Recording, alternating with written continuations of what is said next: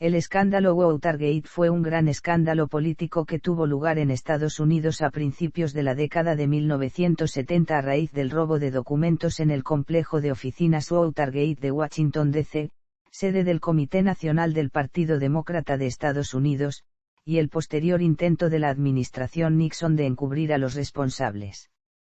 Cuando la conspiración se destapó, el Congreso de los Estados Unidos inició una investigación, pero la resistencia del gobierno de Richard Nixon a colaborar en esta condujo a una crisis institucional.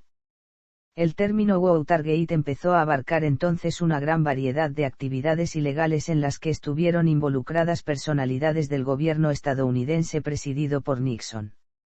Estas actividades incluían el acoso a opositores políticos y a personas o funcionarios considerados sospechosos. Nixon y sus colaboradores cercanos ordenaron hacer acoso a grupos de activistas y figuras políticas, utilizando para ello organizaciones policiales o servicios de inteligencia, como a la Oficina Federal de Investigaciones, a la Agencia Central de Inteligencia o al Servicio de Impuestos Internos. El escándalo destapó múltiples abusos de poder por parte del gobierno de Nixon, que se saldó con la dimisión de este como presidente de los Estados Unidos en agosto de 1974. El escándalo afectó a un total de 69 personas, de las cuales 48 fueron declaradas culpables y encarceladas y muchas de ellas habían sido altos cargos del gobierno de Nixon. El suceso empezó con la detención de 5 hombres por el allanamiento en el complejo Watergate del Partido Demócrata el 17 de junio de 1972. El FBI encontró una conexión entre los ladrones y el dinero negro utilizado por el Comité para la Reelección del Presidente, la organización oficial de la campaña electoral de Nixon y el Partido Republicano. En julio de 1973, gracias a los testimonios de antiguos funcionarios y del personal de Nixon, las investigaciones realizadas por el Comité Watergate del Senado de los Estados Unidos revelaron que Nixon tenía en sus oficinas un sistema de cintas de grabación y que muchas conversaciones habían sido grabadas. Tras una serie de batallas legales, la Corte Suprema de los Estados Unidos dictaminó por unanimidad que el presidente debía entregar las cintas a los investigadores gubernamentales, a lo cual accedió finalmente. Las grabaciones implicaban directamente a Nixon en el caso, al revelarse que había tratado de encubrir el robo con tejemanejes cuestionables. Debido a que, con toda probabilidad, el presidente hubiera sido objeto de un proceso de destitución por parte del Congreso de los Estados Unidos, Nixon renunció a la presidencia el 9 de agosto de 1974. El 8 de septiembre de 1974, su sucesor, el también republicano Gerald Ford, concedió su perdón al expresidente. Desde entonces, el nombre, Watergate, y el sufijo, gate, se han convertido en sinónimo de escándalos políticos en Estados Unidos y en otros países del mundo, tanto de habla inglesa como no inglesa. Intervención a las comunicaciones del Partido Demócrata. En enero de 1972, G. Gordon Liddy, asesor de finanzas para el Comité de Reelección del Presidente y ex ayudante de John Ehrlichman, presentó un plan de inteligencia de campaña al jefe interino del CRP, Jeb Magruder, al procurador general John N. Mitchell, y al asesor presidencial John Dean, que comprendía numerosas actividades ilegales contra el Partido Demócrata. Según Dean, esto marcó el punto de partida del peor escándalo político del siglo XX y el comienzo del fin de la presidencia de Nixon. Mitchell consideró el plan poco realista. 2 meses más tarde, se alegó el haber aprobado una versión reducida del plan, para allanar la sede del Comité Nacional Demócrata en el complejo Watergate, en Washington, D.C. Liddy estaba nominado al cargo de la operación, pero desde entonces ha insistido en que fue engañado por Dean y que por lo menos 2 de sus subordinados. Entre ellos se encontraban los exoficiales de la CIA, Howard Hunt y James M. C. Cord, entonces coordinador de seguridad de la CRP. En mayo, M. C. Cord asignó al exagente del FBI Alfred C. Baldwin III para llevar a cabo el espionaje telefónico y la supervisión de las próximas conversaciones telefónicas. M. C. Cord testificó que seleccionó el nombre de Baldwin, de un registro publicado por la Sociedad de Exagentes Especiales del FBI, para trabajar para el CRP. Baldwin, primero sirvió como guardaespaldas de Martha Mitchell, la esposa de John Mitchell, quien vivía en Washington. Baldwin acompañó a Martha Mitchell a Chicago. A Martha no le gustaba Baldwin y lo describió como el personaje más torpe que he conocido. El comité sustituyó a Baldwin por otro hombre de seguridad. El 11 de mayo, McCord decidió que Baldwin permaneciera en el motel de Howard Johnson al otro lado de la calle del complejo de Watergate. La habitación 419 fue reservada a nombre de la compañía de McCord. A instancias de G. Gordon Liddy y Howard Hunt, McCord y su equipo de ladrones se prepararon para su primer allanamiento en Watergate, que comenzó el 28 de mayo. Este evento tuvo varias repercusiones, ya que al volverse una noticia tan importante, mostró la influencia de los medios. Esta influencia llevó a que en varios colegios se comenzara a investigar y estudiar los géneros periodísticos. Se dijo que los 2 teléfonos dentro de las oficinas de la sede del Comité Nacional Demócrata fueron manipulados. Uno era el teléfono de Robert Spencer Oliver, quien en ese momento trabajaba como director ejecutivo de la Asociación de Presidentes Demócratas del Estado, y el otro era el teléfono del presidente del comité, Larry O'Brien. El FBI no encontró pruebas que mostraran que el teléfono de O'Brien estuviera manipulado. Sin embargo, se determinó que se había instalado un dispositivo de espionaje en el teléfono de Oliver. A pesar del éxito en la instalación de los dispositivos de espionaje, al poco tiempo los agentes del comité creyeron que los teléfonos estaban funcionando mal, y tenían que ser reparados. Entonces se planeó un segundo robo para ocuparse de eso. Poco después de la medianoche del 17 de junio de 1972, Frank Wills, un guardia de seguridad del complejo Watergate, notó que una cinta cubría las cerraduras de algunas de las puertas del complejo que conducía desde el garaje subterráneo a varias oficinas. Entonces quitó la cinta, sin dar demasiada importancia al hecho. Pero cuando volvió una hora más tarde y descubrió que alguien había vuelto a poner cinta en las cerraduras, Wills llamó a la policía. Fueron arrestados 5 hombres que fueron descubiertos en la oficina del Comité Demócrata. Fueron Virgilio González, Bernard Barker, James McCord, Eugenio Martínez y Frank Sturgis, quienes fueron acusados del intento de robo e intento de interceptación de comunicaciones telefónicas y otros cargos. El 15 de septiembre, el gran jurado los acusó, así como a Hunt y a Liddy de conspiración, robo y violación de las leyes federales de escuchas telefónicas. Los 5 ladrones que irrumpieron en la oficina fueron juzgados por el jurado, el juez John Sidica oficiando, y fueron condenados el 30 de enero de 1973. En la mañana del 18 de junio de 1972, Liddy llamó a Jeb Magruder en Los Ángeles y le informó que los 4 hombres arrestados con McCord eran combatientes de la libertad cubana, a quienes Howard Hunt reclutó. Inicialmente, la organización de Nixon y la Casa Blanca rápidamente se pusieron a trabajar para encubrir el crimen y cualquier evidencia que pudiera haber dañado al presidente y su reelección. Encubrimiento e investigación. Encubrimiento inicial. A las pocas horas de la detención de los ladrones, el FBI descubrió el nombre de Howard Hunt en las libretas de direcciones de Barker y Martínez. Los funcionarios de la administración de Nixon estaban preocupados porque Hunt y Liddy también estaban implicados en una actividad secreta separada conocida como los fontaneros de la Casa Blanca, la cual se creó para detener las filtraciones de seguridad e investigar otros asuntos de seguridad sensibles. Dean, más tarde testificaría que fue ordenado por el primer ayudante de Nixon, John Ehrlichman, a deshacerse irrevocablemente del contenido de la caja fuerte de Howard Hunt en la Casa Blanca. Ehrlichman, posteriormente lo negó. Al final, la evidencia de la caja fuerte de Hunt fue destruida por Dean y el director interino del FBI, L. Patrick Bray. La propia reacción de Nixon ante el asalto, al menos inicialmente, fue de escepticismo. El fiscal de Watergate, James Neal, estaba seguro de que Nixon no sabía de antemano del robo. Como prueba, citó una conversación grabada el 23 de junio entre el presidente y su jefe de gabinete, H.R. Haldeman, en la que Nixon preguntó, ¿quién fue el imbécil que lo ordenó? Pero Nixon ordenó posteriormente a Haldeman que la CIA bloqueara la investigación del FBI sobre la fuente de los fondos para el robo.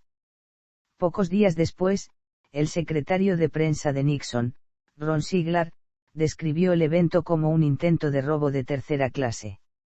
El 29 de agosto, en una conferencia de prensa, el presidente Nixon declaró que Dean había llevado a cabo una investigación exhaustiva del asunto, cuando de hecho, Dean no lo había hecho. Nixon también dijo, puedo decir categóricamente que, nadie en el personal de la Casa Blanca, nadie en esta administración, actualmente empleado, estuvo involucrado en este incidente tan extraño. El 15 de septiembre, Nixon felicitó a Dean, diciendo, la forma en que lo has manejado, me parece, ha sido muy hábil, porque tú, poniendo los dedos en las fugas cada vez que se han producido fugas aquí y allá. Ruta del dinero. El 19 de junio de 1972, la prensa informó que uno de los ladrones de Watergate era asistente de seguridad del Partido Republicano.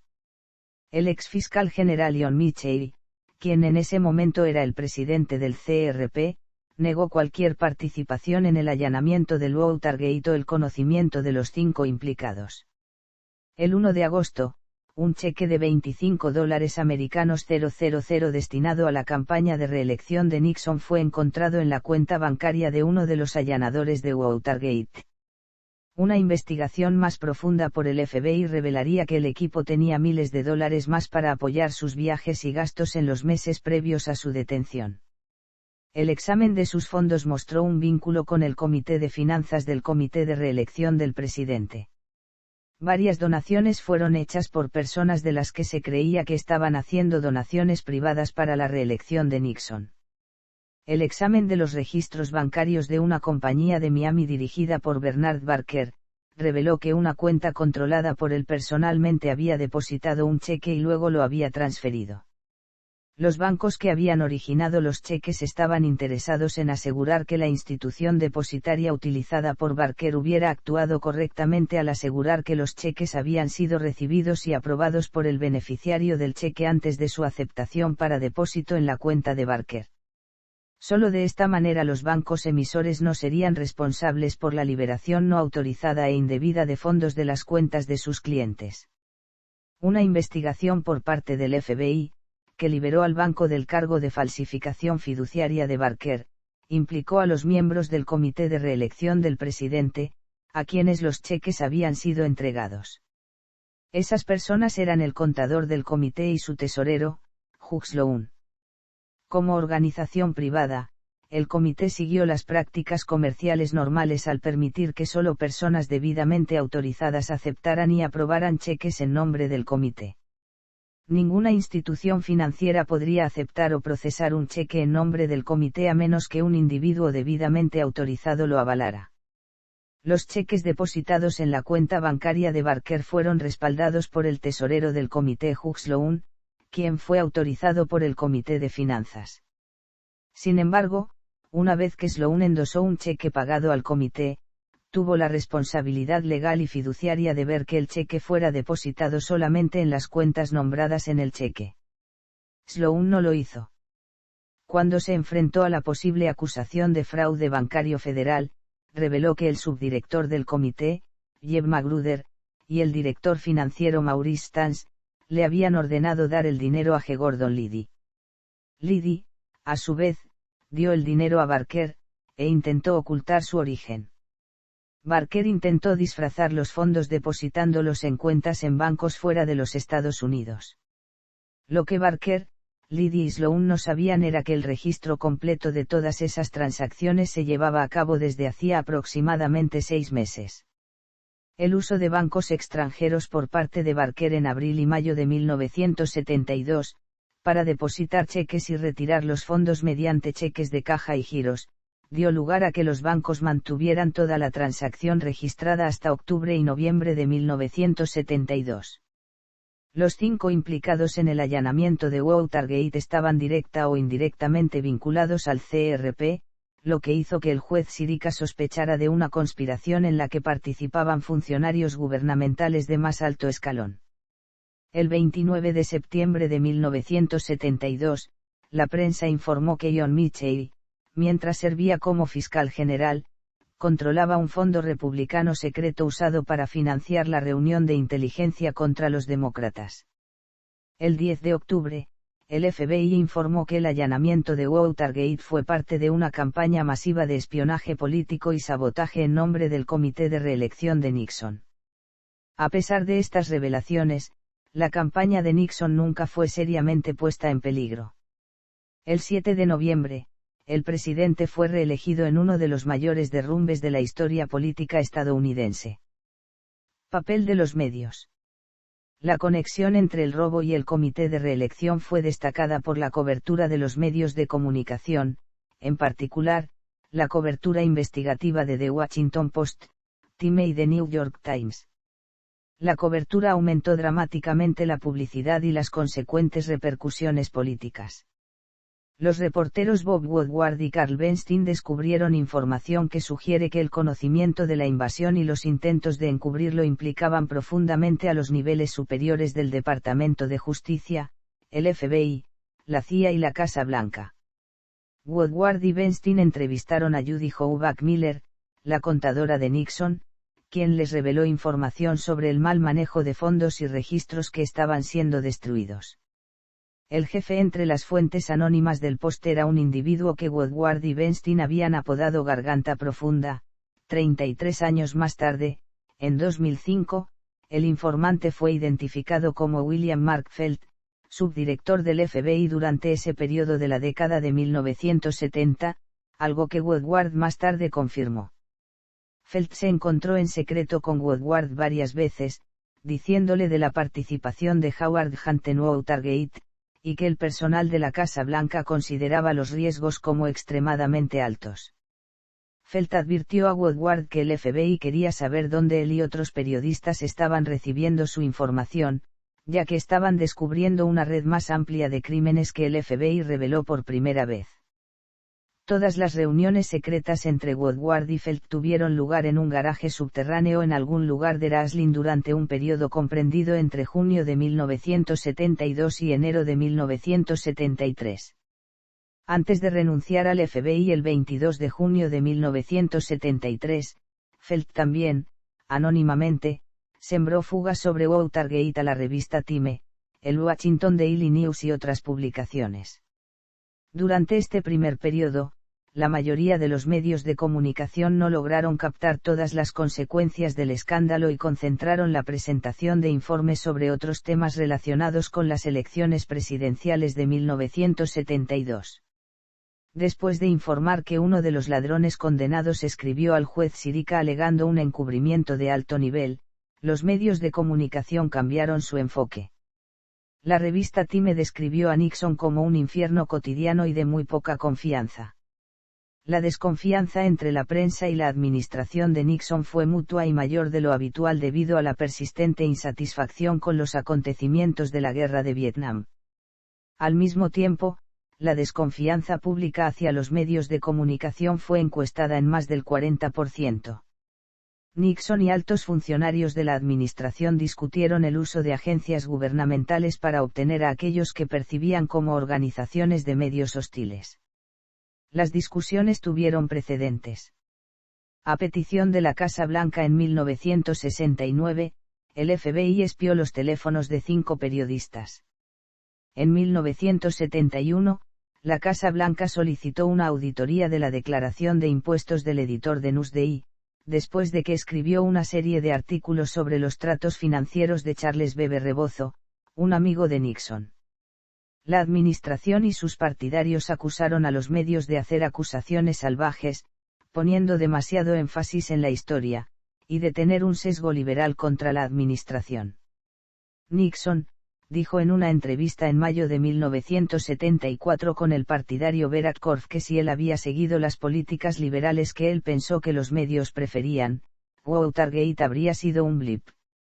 Los medios de comunicación señalaron que la mayoría de los informes resultaron ser exactos. La naturaleza competitiva de los medios de comunicación garantizó una amplia cobertura del escándalo político de largo alcance. Las solicitudes a las escuelas de periodismo alcanzaron un máximo histórico en 1974. El escándalo se agrava. En vez de terminar con la condena y sentencia a prisión de los 5 involucrados de Watergate el 30 de enero de 1973, la investigación sobre el asalto y la participación de la administración Nixon se amplió. Las conversaciones de Nixon a finales de marzo y todos los días de abril de 1973 revelaron que no solo sabía que necesitaba remover a Haldeman, Ehrlichman y Dean para alejarse de la implicación, sino que tenía que hacerlo de una manera que era menos probable que lo incriminara a él y a su presidencia. Nixon creó una nueva conspiración para ocultar el encubrimiento que comenzó a finales de marzo de 1973 y se formó completamente en mayo y junio de 1973, funcionando hasta que terminó su presidencia el 9 de agosto de 1974. El 23 de marzo de 1973, el juez Sirica leyó al tribunal una carta del allanador de Watergate, James McCord, quien alegó que se había cometido un perjurio en el juicio de Watergate y que los acusados habían sido presionados para que guardaran silencio. Tratando de hacerlos hablar, Sirica le dio a Hunt y a 2 ladrones sentencias provisionales de hasta 40 años. El 28 de marzo, por órdenes de Nixon, el ayudante John Ehrlichman dijo al fiscal general, Richard Kleindienst, que nadie en la Casa Blanca tenía conocimiento previo del robo. El 13 de abril, Magruder dijo a los abogados de los Estados Unidos que se había perjurado durante el juicio de los ladrones, e implicó a John Dean y John Mitchell. John Dean creyó que él, Mitchell, Ehrlichman y Haldeman podrían ir a los fiscales, decir la verdad, y salvar la presidencia. Dean quería proteger la presidencia y hacer que sus 4 hombres más cercanos tomen la culpa por decir la verdad. Durante la crítica reunión con Nixon el 15 de abril de 1973, Dean ignoraba totalmente la profundidad del conocimiento del presidente y su participación en el encubrimiento de Watergate. Fue durante esta reunión, que Dean sintió que estaba siendo grabado. Se preguntó si esto se debía a la forma en que Nixon estaba hablando, como si estuviera tratando de despertar los recuerdos de las conversaciones anteriores sobre la recaudación de fondos. Dean mencionó esta observación mientras testificaba ante el Comité del Senado sobre Watergate, exponiendo el hilo de lo que eran conversaciones grabadas que desentrañarían el tejido de la conspiración. 2 días después, Dean le dijo a Nixon que había estado cooperando con los abogados de los Estados Unidos. Ese mismo día, los abogados estadounidenses le dijeron a Nixon que Haldeman, Ehrlichman, Dean y otros funcionarios de la Casa Blanca estaban implicados en el encubrimiento. El 30 de abril, Nixon pidió la renuncia de Haldeman y Ehrlichman, 2 de sus ayudantes más influyentes. Más tarde fueron acusados, condenados y finalmente sentenciados a prisión. Pidió la renuncia del fiscal general Kleindienst, para asegurarse de que nadie pudiera afirmar que su amistad inocente con Haldeman y Ehrlichman podía interpretarse como un conflicto. Despidió al abogado de la Casa Blanca, John Dean, quien continuó testificando ante el Comité de Watergate del Senado y dijo que creía y sospechaba que las conversaciones en la oficina oval estaban siendo grabadas. Esta información se convirtió en la bomba que ayudó a obligar a Richard Nixon a renunciar en lugar de ser acusado. Ehrlichman, quien escribió desde prisión para las revistas New West y New York en 1977, afirmó que Nixon le había ofrecido una gran suma de dinero. Nixon negó todo. El presidente anunció las dimisiones en un discurso dirigido al pueblo estadounidense. En una de las decisiones más difíciles de mi presidencia, acepté la renuncia de 2 de mis colaboradores más cercanos en la Casa Blanca, Bob Haldeman, John Ehrlichman, 2 de los mejores servidores públicos que ha sido mi privilegio saber. Puesto que el fiscal general Kleindienst, a pesar de ser un servidor público distinguido, mi amigo personal durante 20 años, sin ninguna participación personal en este asunto ha sido un estrecho colaborador personal y profesional de algunos de los que están involucrados en este caso, que también era necesario nombrar un nuevo fiscal. El abogado del presidente, John Dean, también ha dimitido el mismo día. Nixon nombró a un nuevo fiscal general, Elliot Richardson, y le dio autoridad para designar un abogado especial para la investigación de Watergate que sería independiente de la jerarquía regular del Departamento de Justicia. En mayo de 1973, Richardson nombró a Archibald Cox para el puesto.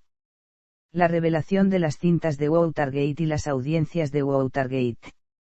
El 7 de febrero de 1973, el Senado de los Estados Unidos votó 77-0 para aprobar una resolución del Senado y establecer un comité selecto para investigar el allanamiento de Watergate, con Summervin nombrado presidente al día siguiente. Las audiencias celebradas por el comité, en las cuales Dean y otros exfuncionarios de la administración testificaron, fueron transmitidas del 17 de mayo al 7 de agosto de 1973. Las tres cadenas principales en ese momento acordaron turnarse para cubrir las audiencias en vivo cada tercer día, comenzando con ABC el 17 de mayo y terminando con NBC el 7 de agosto. Se estima que el 85% de los estadounidenses con televisores sintonizaron al menos una parte de las audiencias. El viernes 13 de julio de 1973, durante una entrevista preliminar, el abogado de la minoría Donald Sanders le preguntó al asistente de la Casa Blanca, Alexander Butterfield, si había algún tipo de sistema de grabación en la Casa Blanca. Butterfield dijo que estaba reacio a responder, pero finalmente declaró que había un nuevo sistema en la Casa Blanca que automáticamente registró todo en el despacho oval, la sala del gabinete y otros, así como la oficina privada de Nixon en el Old Executive Office Building. El lunes 16 de julio de 1973, frente a una audiencia televisada en vivo, el consejero de la minoría principal, Fred Thompson, preguntó a Butterfield si estaba enterado de la instalación de cualquier dispositivo de escucha en el despacho oval del presidente. La revelación de Butterfield del sistema de grabado transformó la investigación de Watergate. Cox inmediatamente ordenó la muestra de las cintas, al igual que el Senado, pero Nixon se negó a liberarlas, citando su privilegio ejecutivo como presidente, y ordenó a Cox que retirara su citación. Cox se negó. Masacre de sábado por la noche. El 20 de octubre de 1973, después de que Cox se negara a retirar la citación, Nixon ordenó al fiscal general Elliot Richardson, y luego al delegado de Richardson, William Ruckelshaus, que despidieran al fiscal especial. Richardson y Ruckelshaus se negaron a despedir a Cox y renunciaron en protesta. La búsqueda de Nixon por alguien del Departamento de Justicia dispuesto a despedir a Cox terminó con el procurador general Robert Bork. Aunque Bork afirma creer que la orden de Nixon era válida y apropiada, consideró renunciar para evitar ser percibido como un hombre que cumplió órdenes del presidente para salvar su trabajo. Sin embargo, Bork llevó a cabo la orden presidencial y despidió al fiscal especial. Estas acciones se enfrentaron a considerables críticas públicas. Respondiendo a las acusaciones de posibles malas acciones, frente a 400 editores de Associated Press en Disney's Contemporary Resort el 17 de noviembre de 1973, Nixon declaró enfáticamente: "No soy un ladrón". Necesitaba permitir que Bork designara a un nuevo fiscal especial. Bork eligió a Liam Jaworski para continuar la investigación. Acción legal en contra de los miembros de la administración de Nixon. El 1 de marzo de 1974, un gran jurado en Washington, D.C., acusó a varios exayudantes del presidente Nixon, quienes se conocieron como los 7 de Watergate: Haldeman, Ehrlichman, Mitchell, Charles Coulson, Gordon C. Strachan, Robert Mardian y Kenneth Parkinson, por conspirar para obstaculizar la investigación de Watergate. El gran jurado nombró en secreto al presidente Nixon como un CEO conspirador no acusado. El fiscal especial los disuadió de una acusación contra Nixon, argumentando que un presidente solo puede ser procesado después de que él deje el cargo. John Dean, Jeb Stuart Magruder y otras figuras ya se habían declarado culpables. El 5 de abril de 1974, Dwight Chapin, el secretario de nombramientos de Nixon, fue condenado por mentir al gran jurado. 2 días más tarde, el mismo gran jurado acusó a Ed Reinaka, el gobernador de California, de 3 cargos de perjurio ante el Comité del Senado. Publicación de las transcripciones. El gobierno de Nixon tuvo problemas para decidir qué materiales publicar. Todas las partes implicadas acordaron que toda la información pertinente debería ser divulgada. Ya sea para liberar profanidad y vulgaridad sin editar, dividió a sus asesores.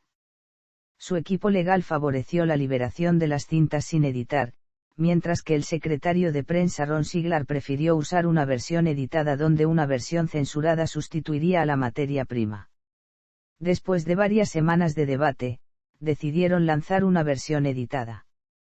Nixon anunció el lanzamiento de las transcripciones en un discurso a la nación el 29 de abril de 1974. Nixon observó que cualquier audio pertinente a la información de seguridad nacional podría ser redactado de las cintas publicadas. Inicialmente, Nixon ganó popularidad luego de su discurso. Sin embargo, a medida que la gente fue leyendo las transcripciones durante las siguientes 2 semanas, los antiguos partidarios del público, de los medios de comunicación y de la comunidad política pidieron la dimisión o la destitución de Nixon. El vicepresidente Gerald Ford dijo, aunque puede ser fácil eliminar la caracterización de la página impresa, no podemos eliminar la caracterización de la mente de la gente con un gesto de la mano. El líder republicano del Senado, Hugh Scott, dijo que las transcripciones revelaron una actuación deplorable, desagradable, despreciable e inmoral por parte del presidente y sus exayudantes. El líder republicano de la Cámara de Representantes, John Jacob Rhodes, estuvo de acuerdo con Scott, y Rhodes recomendó que si la imagen de Nixon continuaba deteriorándose, debería considerar renunciar como una opción posible. Los editores de Chicago Tribune, un periódico que había apoyado a Nixon, escribieron, no tiene humor hasta el punto de ser inhumano, es tortuoso, vacilante, profano, dispuesto a ser conducido, muestra brechas desalentadoras en el conocimiento, sospechoso de su personal, su lealtad es mínima. El Providence Journal escribió, leer las transcripciones es una experiencia emética, uno resulta sintiéndose impuro. Este periódico continuó que, aunque las transcripciones no hayan revelado un delito acusatorio, mostraron a Nixon despectivo con Estados Unidos, sus instituciones y su pueblo.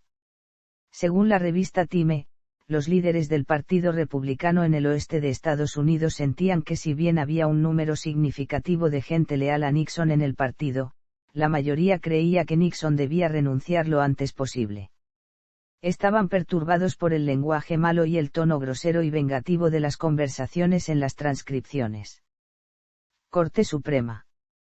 La cuestión del acceso a las cintas fue a la Corte Suprema de los Estados Unidos. El 24 de julio de 1974, en Estados Unidos contra Nixon, la Corte, que no incluía a William Rehnquist, dictaminó por unanimidad que las reclamaciones de privilegio ejecutivo sobre las cintas eran nulas. Ordenaron al presidente que los entregara al fiscal especial. El 30 de julio de 1974, el presidente Nixon cumplió con la orden y publicó las cintas citadas para el público. Liberación de las cintas. Las cintas revelaron varias conversaciones cruciales que tuvieron lugar entre el presidente y su abogado, John Dean, el 21 de marzo de 1973. En esta conversación, Dean resumió muchos aspectos del caso de Watergate y se centró en el encubrimiento subsecuente, describiéndolo como un cáncer en la presidencia.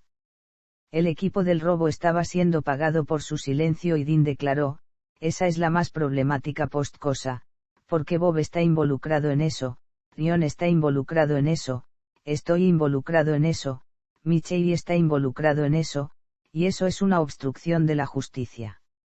Dean continuó diciendo que Howard Hunt estaba chantajeando a la Casa Blanca, exigiendo dinero inmediatamente. Nixon respondió que el dinero del chantaje debe ser pagado, solo mirando el problema inmediato, no tienes que manejar la situación financiera de Hunt pronto.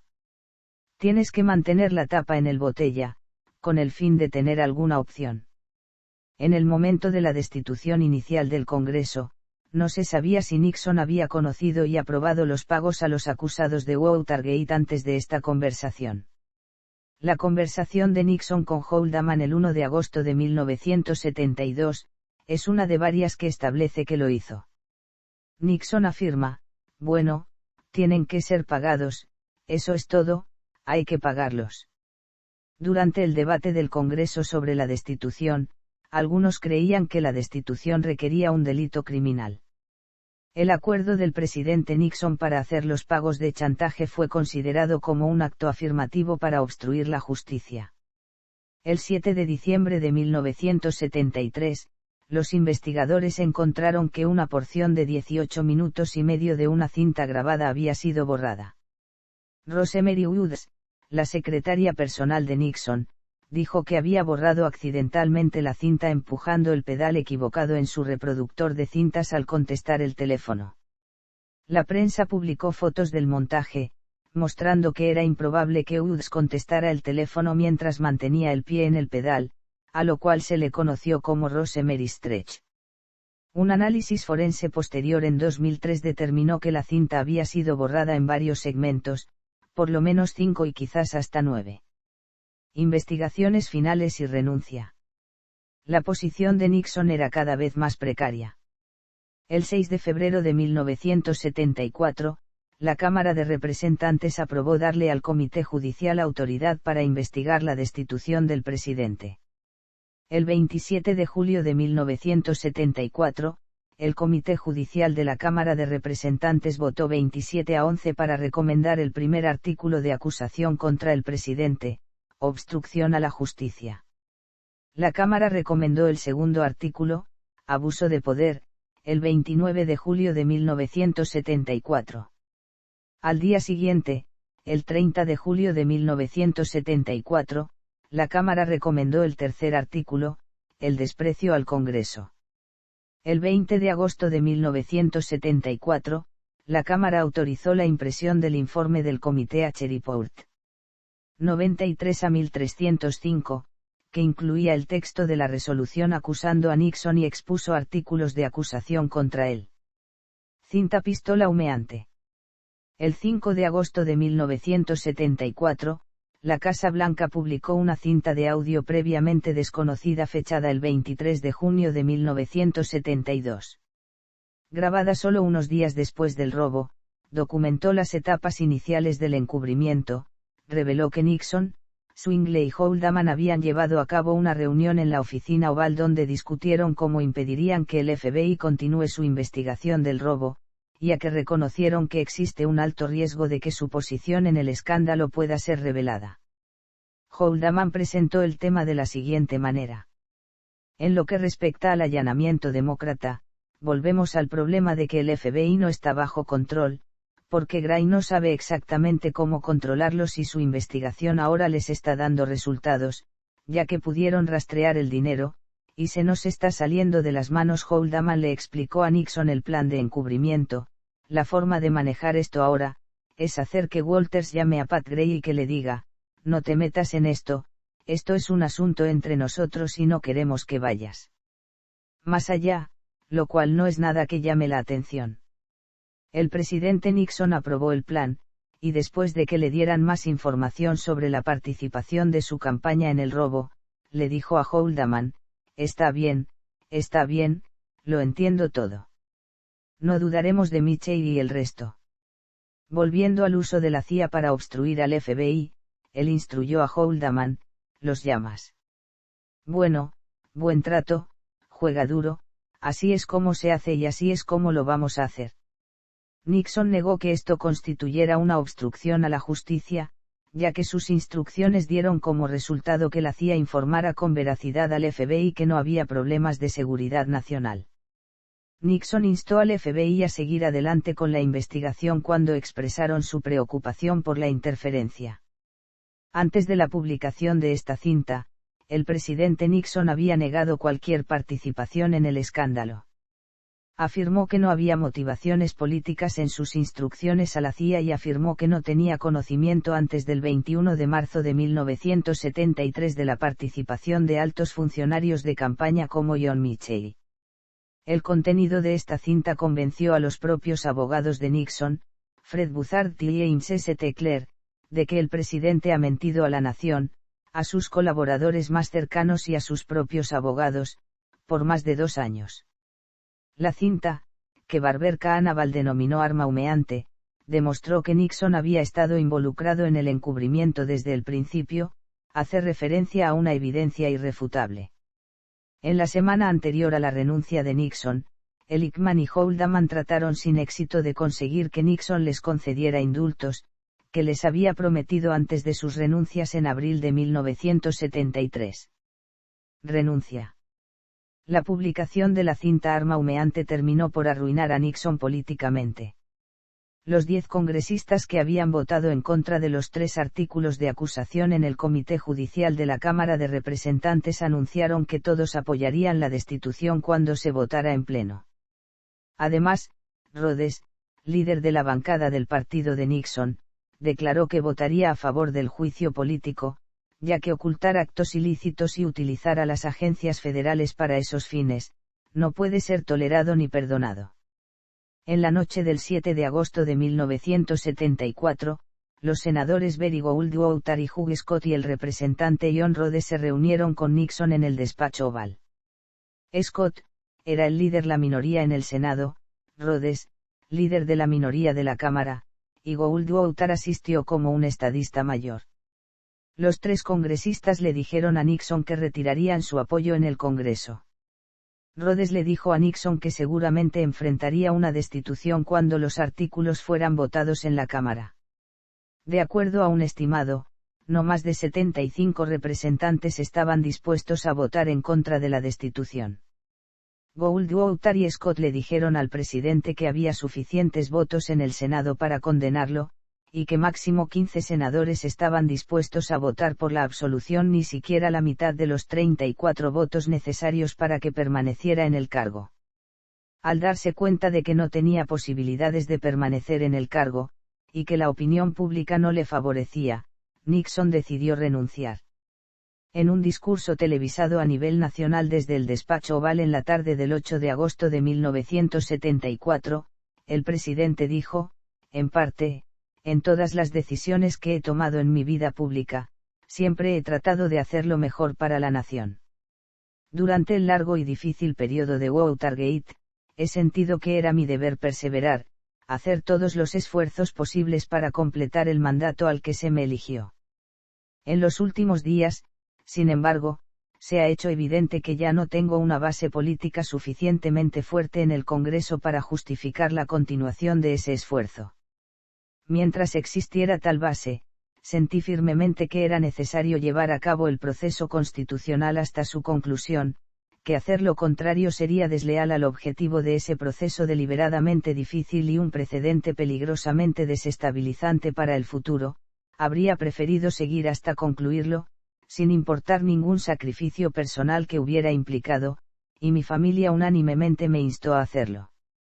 Pero el interés de la nación debe siempre anteponerse a cualquier consideración personal. Del diálogo que he tenido con diversos líderes, incluidos los del Congreso, he llegado a la conclusión de que debido al asunto Watergate, tal vez no cuente con el apoyo del Congreso, el cual considero necesario para respaldar decisiones difíciles y llevar a cabo los deberes de mi cargo en la forma en que los intereses de la nación requieren. Nunca he sido de los que se rinden. Es aberrante para todos mis instintos dejar el cargo antes de que termine mi mandato. Pero como presidente, debo anteponer el interés de los Estados Unidos de América, que necesita un presidente y un Congreso de tiempo completo, particularmente en este momento con problemas que enfrentamos en nuestro país y en el extranjero. Continuar luchando por mi reivindicación personal durante los meses venideros, absorbería casi totalmente el tiempo y la atención tanto del presidente como del Congreso en un periodo en que todo nuestro enfoque debería estar en los grandes temas de la paz en el extranjero y la prosperidad sin inflación en nuestro país. Por lo tanto, renunciaré a la presidencia a partir del mediodía de mañana. Le será tomado el juramento al vicepresidente Ford como presidente, a esa hora en esta oficina.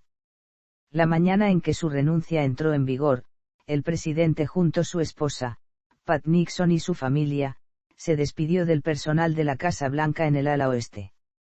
Un helicóptero los llevó de la Casa Blanca a la base aérea Andrews, en Maryland.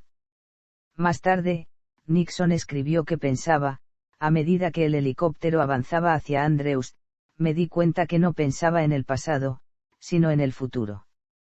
¿Qué podría hacer ahora? En Andrews, él y su familia abordaron el Air Force One para dirigirse a la estación aérea del Cuerpo de Marines de El Toro, en California, y luego fueron transportados a su casa en San Clemente. El perdón a Nixon por el presidente Ford.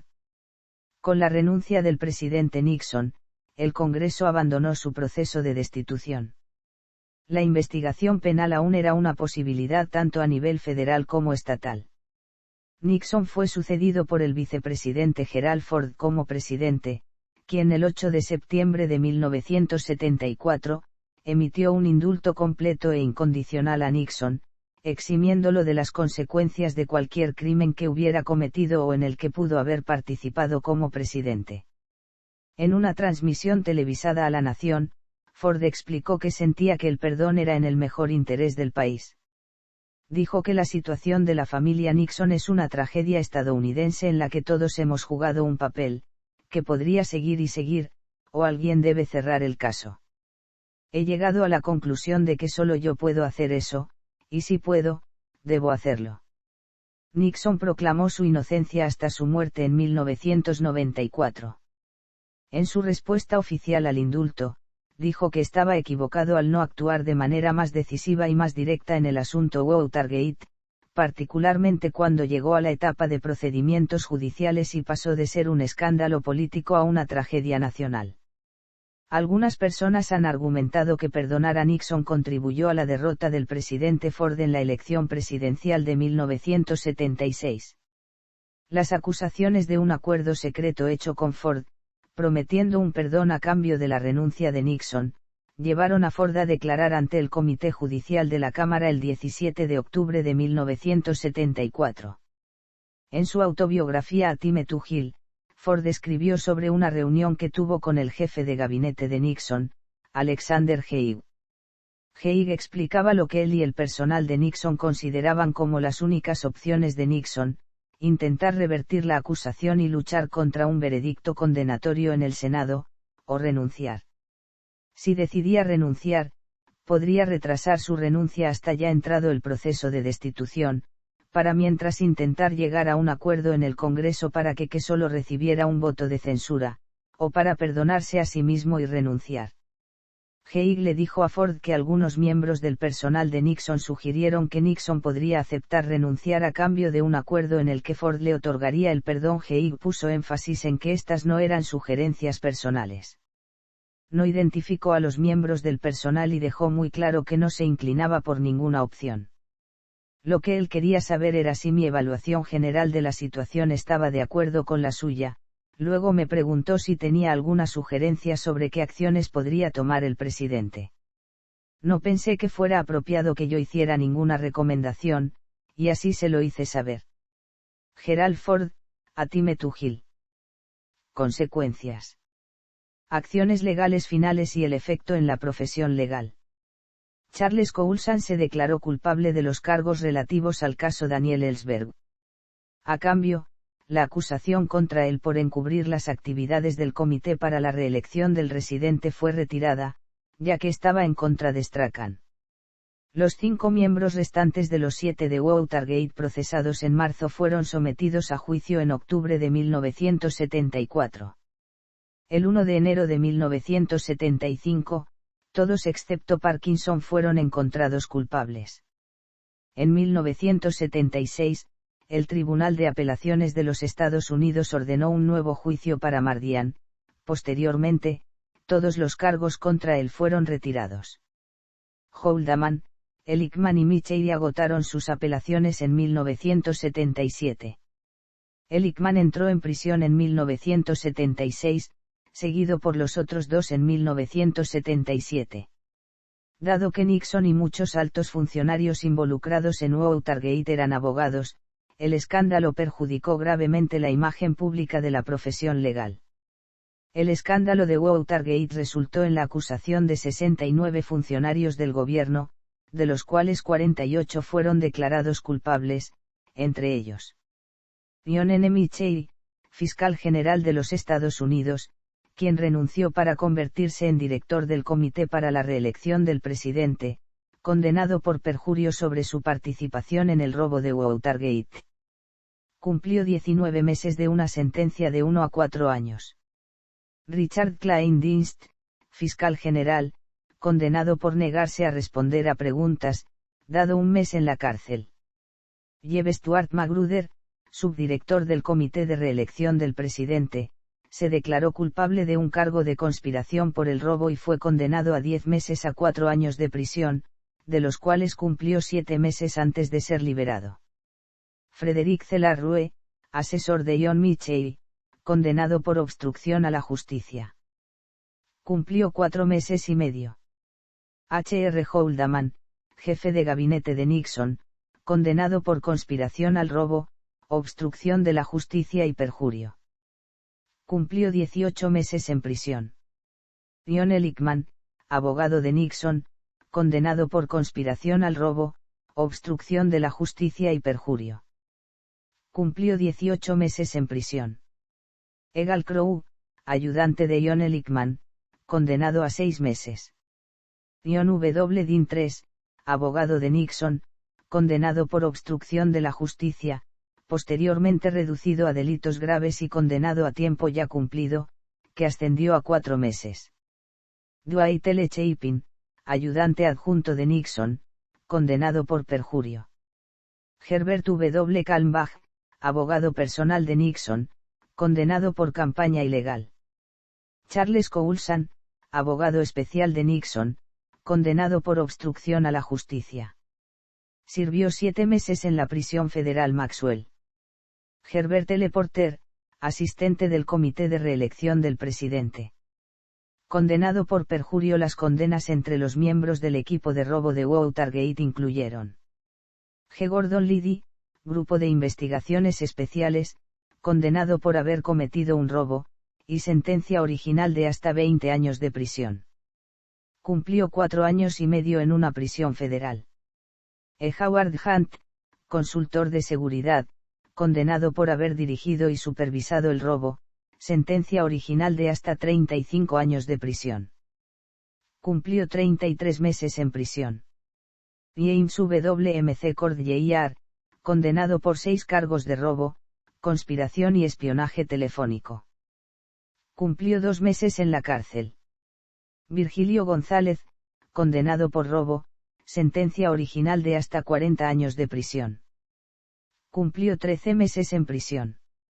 Bernard Barker, condenado por robo, sentencia original de hasta 40 años de prisión. Cumplió 18 meses en prisión. Eugenio Martínez, condenado por robo, sentencia original de hasta 40 años de prisión. Cumplió 15 meses de prisión.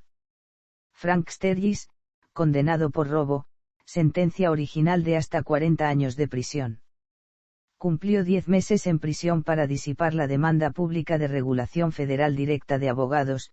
La Asociación Americana de Abogados lanzó 2 reformas importantes.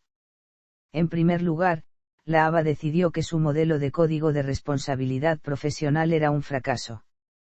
En 1983 lo sustituyó por las reglas modelo de conducta profesional.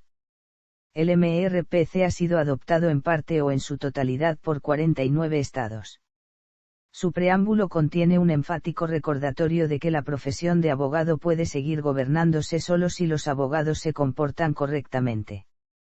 En segundo lugar, la ABA promulgó un requisito de que los estudiantes de Derecho en las escuelas de abogados aprobados por ABA tomar un curso de responsabilidad profesional. El requisito sigue vigente.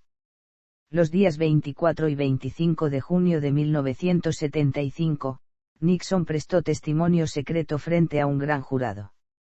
Nixon respondió a preguntas sobre la brecha de cinta de 18 minutos y medio, alterando las transcripciones de cinta de la Casa Blanca entregadas al Comité Judicial de la Cámara, usando el Servicio de Impuestos Internos para hostigar a los enemigos políticos y una contribución de $100.000 del multimillonario Howard Hughes. El historiador Stanley Cutler, quien ha escrito varios libros sobre Nixon y Watergate, ha demandado con éxito para el lanzamiento público en 1996 de las cintas de la Casa Blanca. También demandó por la liberación de las transcripciones del testimonio de Nixon ante el gran jurado. El 29 de julio de 2011, el juez de distrito Lois Lamberth concedió la solicitud de Cutler, diciendo que los intereses históricos protegían la privacidad, especialmente considerando que Nixon y otras figuras clave habían fallecido y que la mayoría de las figuras sobrevivientes habían testificado bajo juramento. Las transcripciones no se entregaron de inmediato en espera de la decisión del gobierno de apelar. Fueron liberadas en su totalidad el 10 de noviembre de 2011, aunque los nombres de las personas aún vivas fueron cambiados. El profesor de la Universidad de Texas A&M Central, Luke Nichter, escribió al juez en jefe de la Corte Federal en Washington para liberar cientos de páginas de registros sellados de los 7 de Watergate. En junio de 2012 el Departamento de Justicia de Estados Unidos escribió al tribunal que no se opondría a su liberación con algunas excepciones. El 2 de noviembre de 2012, los expedientes de juicio de Watergate para G. Gordon Liddy y James McCord fueron pedidos sin sellar por el juez federal Lois Lamberth. Repercusiones políticas y culturales. Según Thomas J. Johnson, profesor de periodismo en la Universidad de Texas en Austin, el secretario de Estado Henry Kissinger predijo durante los últimos días de Nixon que la historia recordaría a Nixon como un gran presidente y que Watergate sería relegado a una nota menor. Cuando el Congreso investigó el alcance de las facultades legales del presidente, descubrió tardíamente que las administraciones presidenciales consecutivas habían declarado a los Estados Unidos en un estado de emergencia permanente desde 1950. El Congreso promulgó la Ley Nacional de Emergencias en 1976 para regular esas declaraciones. El escándalo de Watergate dejó tal impresión en la conciencia nacional e internacional de que muchos escándalos desde entonces han sido etiquetados con el sufijo Gate. Varios eslóganes anti-Ford durante la elección presidencial 1976 hicieron referencia al escándalo. Por ejemplo, en uno de ellos se lee Gerald, perdóname. Y representa a un ladrón que intenta abrir una caja fuerte etiquetada Watergate. El disgusto por las revelaciones sobre Watergate, el Partido Republicano y Nixon afectó fuertemente los resultados de las elecciones de noviembre de 1974 en el Senado y la Cámara de Representantes, que tuvieron lugar 3 meses después de la renuncia de Nixon. Los demócratas ganaron 5 asientos en el Senado y 49 en la Cámara. El Congreso aprobó una legislación para cambiar la financiación de las campañas, enmendar la Ley de Libertad de Información, así como para exigir revelaciones financieras de funcionarios gubernamentales clave. Otros tipos de revelaciones, tales como la liberación de formularios recientes de impuestos sobre la renta, se hicieron esperar, aunque no fueron legalmente requeridos. Presidentes desde Franklin D. Roosevelt habían grabado muchas de sus conversaciones, pero la práctica supuestamente terminó después de Watergate. El perdón de Ford a Nixon jugó un papel importante en su derrota en la elección presidencial de 1976 contra Jimmy Carter. En 1977, Nixon organizó una entrevista con el periodista británico David Frost con la esperanza de mejorar su legado. Basado en una entrevista previa en 1968, creía que Frost sería un entrevistador fácil y se sorprendió por las incisivas preguntas de Frost. La entrevista mostró todo el escándalo al pueblo estadounidense, y Nixon se disculpó formalmente, pero su legado permaneció empañado. Después de Watergate, seguir el dinero se convirtió en parte del léxico americano y se cree extensamente haber sido pronunciado por Mark Felta Woodward y Bernstein. La frase nunca fue utilizada en el libro de 1974 Todos los hombres del presidente y no se asoció con él hasta que la película del mismo nombre fue lanzada en 1976. Propósito del allanamiento. A pesar del enorme impacto del escándalo de Watergate, el propósito de la invasión de las oficinas del DNC nunca se ha establecido de manera concluyente. Los registros del juicio de Estados Unidos Uvalde, hecho público en 2013, mostraron que 4 de los 5 ladrones testificaron que les dijeron que la operación de la campaña esperaba encontrar pruebas que vincularan la financiación cubana a las campañas demócratas. La hipótesis de largo plazo sugiere que el objetivo del asalto fue en las oficinas de Larry O'Brien, el presidente del DNC. Sin embargo, el nombre de O'Brien no estaba en la lista de blancos de Alfred C. Baldwin III, la cual fue lanzada en 2013. Entre los enumerados estaban el funcionario principal R. Spencer Oliver, la secretaria de Oliver Ida Maxine Wells, el compañero de trabajo Robert Allen y la secretaria Barbara Kennedy. Basado en estas revelaciones, el profesor de Historia de Texas A&M, Luke Nichter, quien había solicitado con éxito la publicación de la información, argumentó que Woodward y Bernstein eran incorrectos al concluir, basándose en gran parte en la palabra de James McCord, era monitorear el teléfono de O'Brien para reunir información política y financiera sobre los demócratas. En cambio, Nichter se puso de parte del periodista J. Anthony Lucas, del New York Times, quien concluyó que el comité estaba tratando de encontrar evidencias que vincularan a los demócratas a la prostitución, ya que se había utilizado la oficina de Oliver para organizar tales reuniones. Sin embargo, Nichter reconoció que la teoría de Woodward y de Bernstein de O'Brien como blanco no podría ser rechazada a menos que la información fuera divulgada sobre lo que Baldwin oyó en sus espionaje de conversaciones. En 1968, O'Brien fue nombrado por el vicepresidente Hubert Humphrey para actuar como director nacional de la campaña presidencial de Humphrey y, por separado, por Howard Hughes para servir como cabildero de la política pública de Hughes en Washington. O'Brien fue elegido presidente nacional del DNC en 1968 y 1970. A finales de 1971, el hermano del presidente, Donald Nixon, estaba recopilando información para su hermano en ese momento y le preguntó a John H. Meyer, un consejero de Howard Hughes, acerca de O'Brien. En 1956, Donald Nixon había pedido prestados $205,000 de Howard Hughes y nunca había reembolsado el préstamo.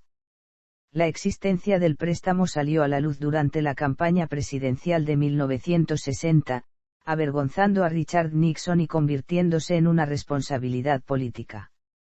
Según el autor Donald M. Bartlett, Richard Nixon haría lo que fuera necesario para evitar otra vergüenza familiar. De 1968 a 1970, Hughes retiró casi $500,000 del Banco Nacional de Comercio de Texas por contribuciones tanto a los demócratas como a los republicanos, incluyendo a los candidatos presidenciales Humphrey y Nixon. Hughes quería que Donald Nixon y Meyer participaran, pero Nixon se opuso a esto. Meyer le dijo a Donald que estaba seguro de que los demócratas ganarían las elecciones porque tenían mucha información sobre los tratos ilícitos de Richard Nixon con Hughes que nunca habían sido puestos en libertad, y que residía con Larry O'Brien. Según Fred Emery, O'Brien había sido un cabildero de Hughes en un congreso controlado por los demócratas, y la posibilidad de que se enterara de las contribuciones ilegales de Hughes a la campaña de Nixon eran demasiado peligrosas para Nixon. James F. Neal, quien procesó a los 7 de Watergate, no creía que Nixon hubiera ordenado el robo a causa de la reacción sorprendida de Nixon cuando se lo informaron. Reacciones internacionales.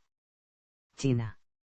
El entonces primer ministro chino Zhou Enlai dijo en octubre de 1973 que el escándalo no afectó las relaciones entre China y Estados Unidos. Según el entonces primer ministro tailandés, Thaksin Pramod, de Tailandia, en julio de 1975, el presidente Mao Zedong calificó el escándalo de Watergate como el resultado de demasiada libertad de expresión política en Estados Unidos. Mao lo llamó desastroso para Europa. Dijo además, realmente los estadounidenses quieren ir aislacionistas. En las 2 guerras mundiales, los estadounidenses llegaron muy tarde, pero de todos modos, entraron. No han sido aislacionistas en la práctica. Japón. En agosto de 1973, el entonces primer ministro Kakuei Tanaka dijo que el escándalo no tenía influencia negativa en el liderazgo de los Estados Unidos en el mundo. Tanaka dijo además, el papel central de los Estados Unidos no ha cambiado, por lo que a este asunto interno no se le permitirá tener un efecto. En marzo de 1975, el sucesor de Tanaka, Takehiko Umiki, dijo en una convención del Partido Liberal Democrático, en el momento del asunto Watergate en Estados Unidos, me emocionó profundamente la escena del Comité Judicial de la Cámara, donde cada miembro del comité expresó su propio corazón basado en el espíritu de la Constitución americana, y creo que fue esa actitud la que rescató la democracia americana. Singapur. El entonces primer ministro Lee Kuan Yew dijo en agosto de 1973, como una revelación sorprendente sigue a otra en las audiencias del Senado de Watergate, cada vez es más claro que el Distrito de Columbia, hoy no está en posición de ofrecer la moral o fuerte liderazgo político y económico por el que sus amigos y aliados están deseando. Por otra parte, Lee dijo que el escándalo pudo haber llevado a Estados Unidos a disminuir sus intereses y compromisos en los asuntos mundiales, a debilitar su capacidad para hacer cumplir los acuerdos de paz de París sobre Vietnam y a no reaccionar ante violaciones de los acuerdos. Lee dijo además que Estados Unidos hace que el futuro de esta paz en Indonesia sea extremadamente sombrío, con graves consecuencias para los estados contiguos. Lee entonces culpó al escándalo por la inflación económica en Singapur porque el dólar de Singapur fue atado al dólar de Estados Unidos en ese entonces, suponiendo que el dólar de los EU fuera más fuerte que la libra esterlina británica. Unión Soviética. En junio de 1973, cuando Brezhnev llegó a los Estados Unidos para tener una reunión de una semana con el presidente Nixon, Brezhnev dijo a la prensa, no tengo intención de referirme a ese asunto. Sería completamente indecente para mí para referirme a ella. Mi actitud hacia el Sr. Nixon es de gran respeto. Cuando un reportero sugirió que el presidente Nixon y su posición con Brezhnev estaban debilitados por el escándalo, Brezhnev respondió, no me importa pensar si el señor Nixon ha perdido o ha ganado influencia debido al asunto. Luego dijo además que había respetado a Nixon por el enfoque realista y constructivo de Nixon a las relaciones Unión Soviética-Estados Unidos, pasando de una era de confrontación a una era de negociaciones entre naciones. Reino Unido. Las conversaciones entre Nixon y el primer ministro Edward Heath pueden haber sido escuchadas. Heath no mostró públicamente su enojo, con sus ayudantes diciendo que no estaba preocupado por haber sido escuchado en la Casa Blanca. Según los funcionarios, Heath comúnmente tenía notas tomadas de sus discusiones públicas con Nixon, así que una grabación no lo habría molestado. Sin embargo, los funcionarios afirmaron en privado que si conversaciones privadas con Nixon eran escuchadas, entonces Heath estaría indignado. Aún así, Heath estaba indignado en privado por haber sido grabado sin su conocimiento previo. Otras reacciones internacionales. El iranisa Mohammad Reza Pahlavi dijo a la prensa en 1973, quiero decir con énfasis, que todo lo que debilitaría o pondría en peligro el poder del presidente para tomar decisiones en segundos, representaría un grave peligro para el mundo entero. Un alto funcionario keniano sin nombre del Ministerio de Asuntos Exteriores acusó al presidente Nixon de desinterés por África y su política y luego dijo, el presidente estadounidense está tan enredado en los problemas internos creados por Watergate que la política exterior parece haber tomado repentinamente un respaldo. El dirigente cubano Fidel Castro dijo en su entrevista de diciembre de 1974 que, de los crímenes cometidos por exiliados cubanos, como matanzas, ataques a puertos cubanos y espionaje, los allanamientos y las escuchas telefónicas de Watergate eran probablemente el menor de ellos.